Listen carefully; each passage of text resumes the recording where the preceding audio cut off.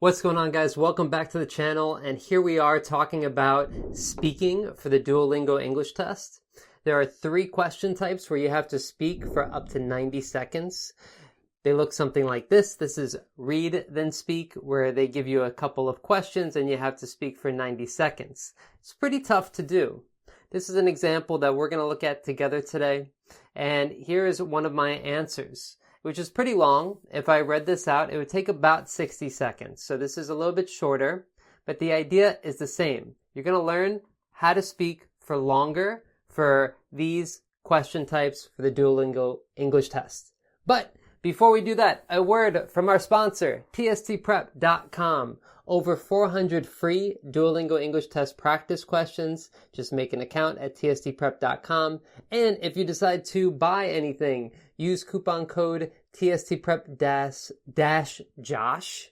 That's TSTPrep-JOSH for 10% off anything that you buy. That's for TOEFL and Duolingo. And what I love about the site is that everything that you need, practice tests, practice questions, teachers, video lectures like this one. Everything you need is in one place, so you can save a lot of time and energy on your studies. So if you don't want to waste any time, check out tstprep.com. They have everything you need. And yeah, all right. Don't forget the coupon code. So let's talk about speaking for 90 seconds. Now, why is this important? It's important because it's part of the grading criteria. This is the grading criteria according to Duolingo. I'm not going to read all of these, but basically, the better your grammar, the more vocabulary, how well you answer the question, how well you speak, are all connected to your answer. So the more that you speak, the more vocabulary and grammar you will show. There are 3 question types that ask you to speak for 90 seconds. There's speak about the photo, read then speak, and listen then speak.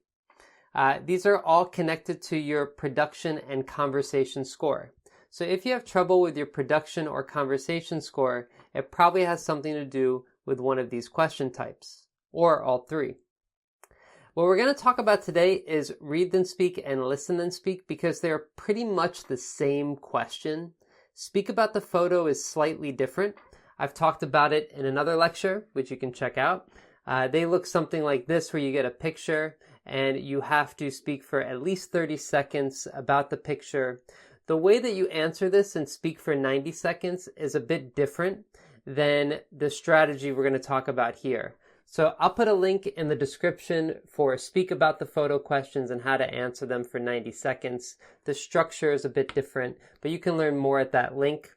Today we're going to talk about read then speak and listen then speak, and how to extend your answer, and again, because it'll help improve your score. This is all about getting a 120 or higher in your production score. So again, the questions look something like this, and this is for read then speak. And one thing that you'll notice with these questions is that there's more than one question. There's 4 questions here. That's pretty similar to what you will see on the test. There are a couple different question types where they will ask you to describe a past experience, or describe a general topic, or compare people, places, or topics. I'm going to show you an example of each of these right now. If you look to the right where it says question examples, so describe past experiences, talk about a gift that you gave to a loved one. What was it? Who did you give it to? So they ask you about your past. Describe a general topic is something like describe a country you know about. What's the country? Where is it located? Why do you think this country is special? So that's a general topic that you would describe and use the present tense. Sometimes, this is a little bit rarer, but sometimes they ask you to compare things. For example, compare your 2 best friends. What ways are they similar? What ways are they different? So those are the couple different kind of question categories here for read then speak. All right, listen then speak looks something like this. And the biggest difference is that the first thing is you only listen. You don't see the question. You only listen, and you can replay it twice. What makes this difficult is that you can't take notes on Duolingo English Test, so you have to just kind of remember the question. But you can replay it a few times. Here's a couple of examples. Describe the positive effects the internet has on a population of people. Or do you think schools should make it mandatory for students to volunteer in places like nursery schools and retirement homes? The biggest difference here is that for Read and Speak, they ask you multiple questions. Listen and Speak, there's really only one question because you have to listen and you have to remember it. Another difference is that they will probably ask for your opinion. Like that second one, do you think schools should make it mandatory? So they'll ask you what you feel about something, which is slightly different, but they're really pretty much the same thing. Here's a list of the different categories. There's an opinion, general topic, describe general topic, and describe your personal experience, which is a past experience. So these are pretty much the same types of questions.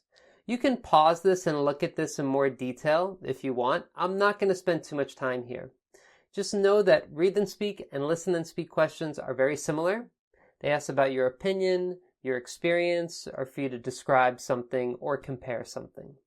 All right, that's about it, about the question types. And yeah, let me just, one more thing about the question types. The main difference, let me emphasize this. The main difference between Read and Speak and Listen and Speak is that there's a number of follow-up questions. So Read and Speak, they'll ask you like 2, 3, 4 questions after the topic. But Listen and Speak won't do that. Now, here is the big tip. This is going to be the kind of thesis, the main idea of this whole video. Here we are. Main idea of this video is always try to make it personal. No matter what the question, bring it back to your own ideas, your experiences, or your opinion. Of course, you want to try to answer the question. That's obvious. But try to make it personal. What do I mean? I mean, try to talk about a personal experience or an experience somebody you know has had or something you've heard before. This is the way you're going to be able to expand your answer. If you just answer the questions like, talk about a gift that you gave. I gave a gift to my son last year. What was it? Oh, it was a Nintendo. How did you feel? Oh, it felt great. You know, if you just answer the questions, it's not going to be very long, your response. You need to tell a story. When you tell a story, it'll help you expand your answer. And that's what we're going to talk about together. How to tell a good story. How to tell a good story that will help expand your answer. So let's talk about that. We're going to look at this example about giving a gift. Let me read it. Talk about a gift you gave to a loved one.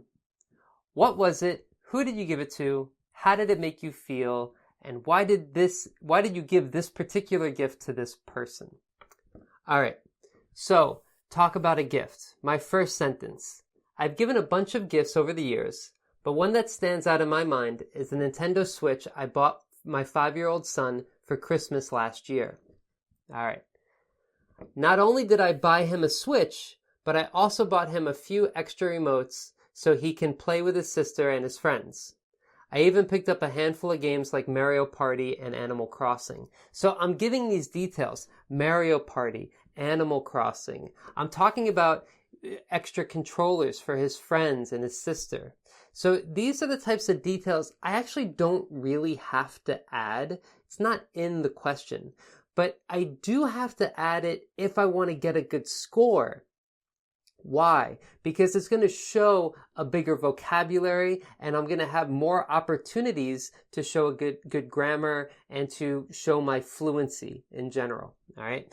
Now, probably Mario Party is not a vocabulary word that, you know, is in the corpus for Duolingo. But again, these details will help your story and help you expand your answer. All right. Here's the next part where I give even more details. Let me zoom in on this here. Even though he was happy, I had mixed feelings about the gift. So I'm looking at the questions here. How did it make you feel? So what was it? I answered already. Who did you give it to? My son. Okay. How did it make you feel? So I'm looking at this question and I have to answer it in my story. So I include it here. You see, my son is so I had mixed feelings. You see, my son is only 5, and I thought he might be too young for video games. I didn't want him to miss out on all the fun he could have playing outside with his friends. However, COVID happened, and like the rest of the world, we were forced to spend the majority of our time inside, so it made sense to buy him a game console. So I'm explaining why I bought it for him and how it made me feel. So when I'm telling this story, I have a kind of structure. I have a beginning where I set up the situation. I bought a Nintendo Switch for my son, and I explained why, what happened in the middle, that COVID happened, and so I wasn't going to get him a game console, but I decided that since we were going to be inside, I should give him one. Now I have to end it with a lesson learned. Why am I telling the story? Okay, so I have to connect it back to the question. Okay, so I set up the situation. As we talked about, I bought my son my 5-year-old son a Switch for Christmas. I explained what happened. COVID happened, so I decided that it'd be best to get him one because he'll be inside for a while. And so I give all those details. And then I give the conclusion. He still loves to play outside, so in the end, it seems like it wasn't such a bad present after all. So I answer the question. I gave all of the details that I needed to give to extend my answer. Now, to be honest, this response is actually a bit short. If you read this aloud, it'll probably be about 60 seconds. If you're counting words, you want to have at least 150 words, but if you're going to speak for 90 seconds, you probably want to have about 200 words. So I'll say that again. 90 seconds, you probably want to have about 200 words. So how would I extend that answer? Well, I'd give more details. I would explain more about going to buy the Nintendo Switch, or having doubts about it, or having a conversation with my wife about it. Something like that. But I just wanted to give you this idea, this structure of how to answer the question, and this is how you speak for 90 seconds. Let's look at another example here. Again, this is read then speak. This is describe a book that I recently read. All right, so let's listen here. I do love to read, and over the past few months, I've had enough time to finish up the Game of Thrones book series by George R.R. Martin. All right, so I'm setting up the situation. What's going on? Setting it up. And so I just read that. All right. Now what happened? And let me zoom in here. The books take place in a fictional land called Westeros, which feels a lot like medieval England, except there are dragons and an army of the Walking Dead. There are hundreds of characters, so it can get quite confusing to keep track of them all. But one of my favorites is Jon Snow. He's the bastard-born son of Ned Stark who ends up patrolling the wall in the cold north of Westeros. He gets into a ton of adventures, fighting wildlings and battling White Walkers alongside his pet direwolf Ghost. And then I finish it up, the lesson learned. There are so many things I could say about this amazing book series, but in the end, I just recommend that you read it. The epic story and descriptive writing are fantastic. And let me go back here for a second and just show you the question again and how I hit all the questions. What the book was called, who were the characters, what was the genre, and I actually didn't say fantasy exactly, but I explained it pretty well. And did I enjoy the book and would I recommend it? So I hit all those questions. Now you might be thinking like, I don't know the story. I don't know what direwolf means. I don't know Westeros. It doesn't really matter. I'm talking about details from the story because it asked about them. It's asking me to describe a book that I read. It's not asking me to make sure the person reading it understands all of these characters and that kind of thing. I'm describing the book. So hopefully it's pretty clear. And so I give a lot of details, right? Make sure you give a lot of details. That's the way you're going to expand and develop your answer, is by just talking a lot about the story that you're telling. And you have a beginning, you set it up, the middle, you're describing what happens, and then the end, why you're telling the story. So you want to have that structure when you speak for read then speak or listen then speak questions. So this works for both. So you set it up, describe what happened in the middle, show the lesson learned at the end. And again, this is because it's connected to the grading criteria. You're graded based on your grammar and vocabulary and how much you can say in a limited time, so you want to prove that by giving a personal example to help expand your answer. Hope that was clear. And don't forget to check out tstprep.com. There are actually examples of this and sample answers as well that you can read and listen to, and they're free. So make a free account, check it out, and don't forget TSTPrep-Josh for 10% off if you decide to buy anything. But thank you guys for staying to the end. It's a real honor. Millions of other things you could be doing besides studying for the Duolingo English Test. I know it's not the most exciting thing on the internet.